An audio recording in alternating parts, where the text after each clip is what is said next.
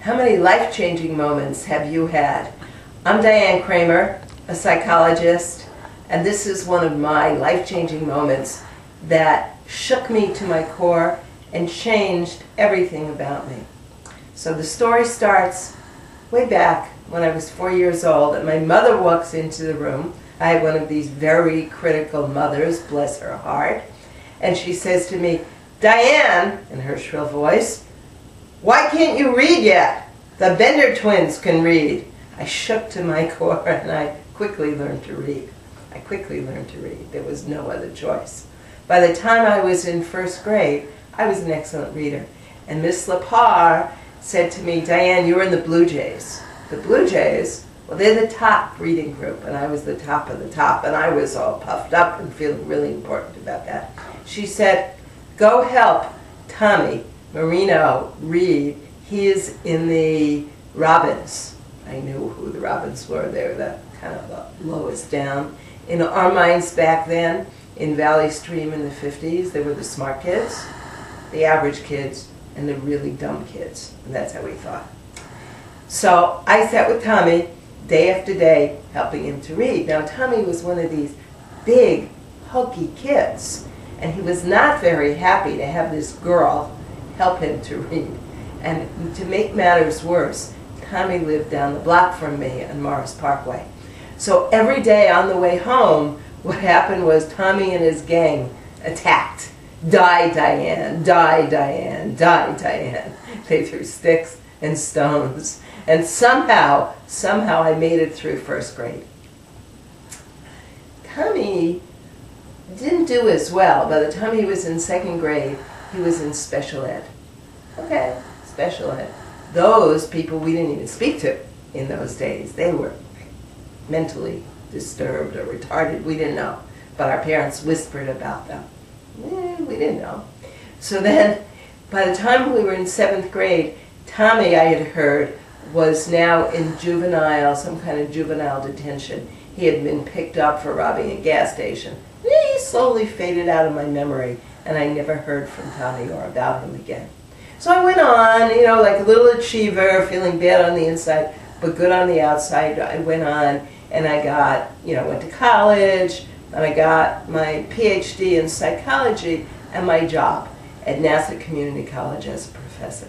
So the first day I go to work, and my chair says to me, "Diane, it's time to meet the dean."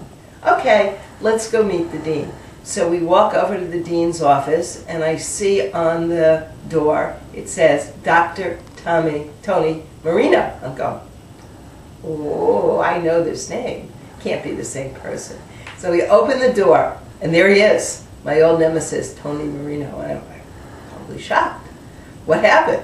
So we had a talk, and it turns out that in high school, once he was put into juvenile detention and also into a drug rehab program, he found a mentor who really helped him, gave him some hope, some belief in himself, helped him to change his core beliefs about who he was. He came to believe that he was smart, he could do it, as long as he learned one little step at a time.